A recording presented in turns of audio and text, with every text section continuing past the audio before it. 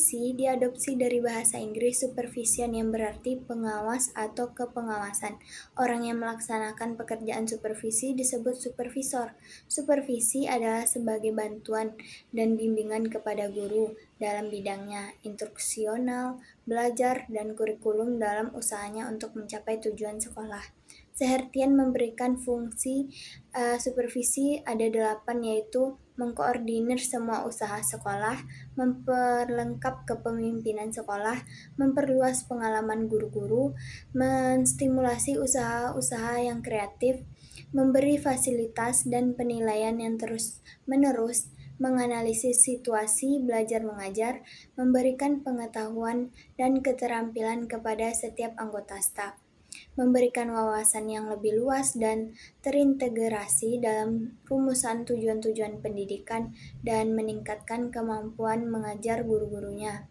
Tujuan supervisi pendidikan yaitu membantu guru agar dapat lebih mengerti tujuan-tujuan pendidikan di sekolah dan fungsi sekolah dalam usaha mencapai tujuan pendidikan itu.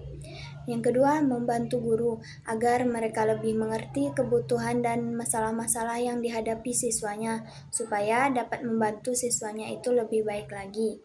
Yang ketiga, untuk melaksanakan kepemimpinan efektif dengan cara yang demokratis dalam rangka meningkatkan kegiatan-kegiatan secara profesional di sekolah dan hubungan antara staf yang kooperatif untuk bersama-sama meningkatkan kemampuan masing-masing. Nah, selanjutnya prinsip-prinsip utama supervisi yang harus diperhatikan yaitu ilmiah. Artinya, kegiatan supervisi yang dikembangkan dan dilaksanakan secara harus sistematis dan objektif. Yang kedua, kooperatif. Program supervisi pendidikan dikembangkan atas dasar kerjasama antar supervisor dengan orang yang disupervisi. Yang ketiga, konstruksi dan kreatif. Membina para guru untuk selalu mengambil inisiatif sendiri dalam mengembangkan situasi belajar mengajar.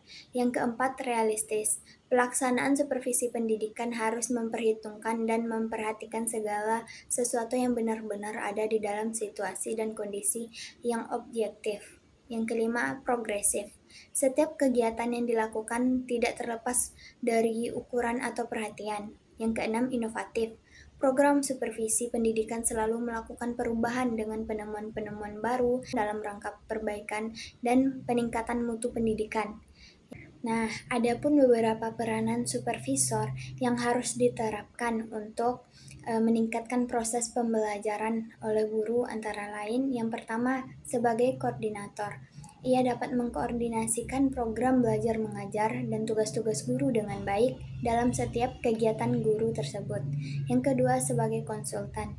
Ia dapat memberikan bantuan atau bimbingan kepada setiap guru dalam mengkonsultasikan setiap masalah yang dihadapi guru baik secara individual maupun kelompok.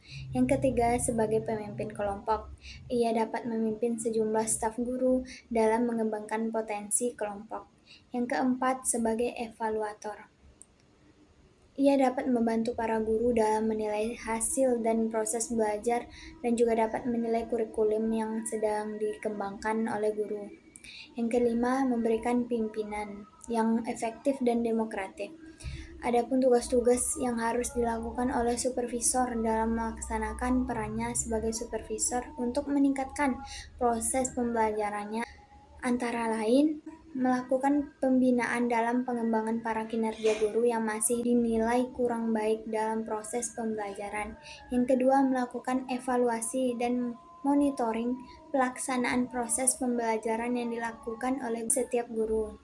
Nah, dari materi yang telah saya paparkan dapat kita ambil kesimpulan bahwa supervisi di sekolah dilaksanakan oleh kepala sekolah yang bertindak sebagai supervisor. Supervisor memiliki tugas yaitu memeriksa setiap persiapan guru mengajar dan mengomentari persiapan mengajar yang dibuat oleh guru tersebut.